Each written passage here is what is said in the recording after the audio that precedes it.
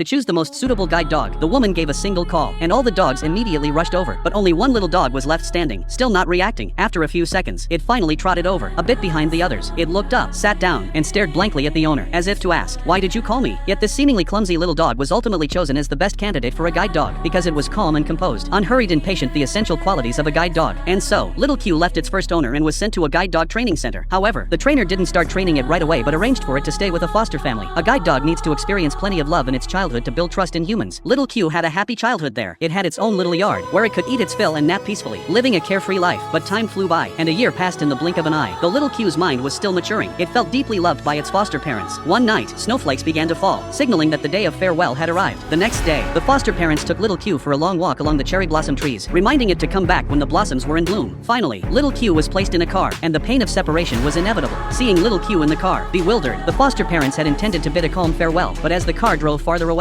they couldn't resist running after it, stopping only at the road's end to wave goodbye. They knew Little Q had an even greater mission waiting ahead. This marked Little Q's second farewell, and it was sent to the guide dog training center. But on the first day there, it felt completely out of place. Used to home-cooked meals, it couldn't tolerate the dog food there, and kicked the food bowl away in frustration. Yet no one there would indulge it. Little Q went hungry all night, and by the next day's training, it was so hungry that it ate whatever it could find. The trainer found this scene amusing, and everyone agreed it couldn't resist the temptation of food. Then, during obedience training, all the other dogs followed commands, but Little Q sat lazily on the ground, refusing to budge. Fortunately, the trainer didn't give up on it. He started to encourage and guide it, touching the birthmark on Little Q's belly and calling it the most unique dog he'd ever seen. No sooner had he said this, Little Q stood up, then Little Q finally began to cooperate under the trainer's gentle guidance. After a few days of training, the trainer assumed Little Q was just an ordinary dog, until one day, before leaving, he told Little Q to stay put, and Little Q lay there, waiting for a very long time. So long that the trainer forgot about it, only noticing it while training other dogs, when he realized Little Q was still there, quietly waiting for his return.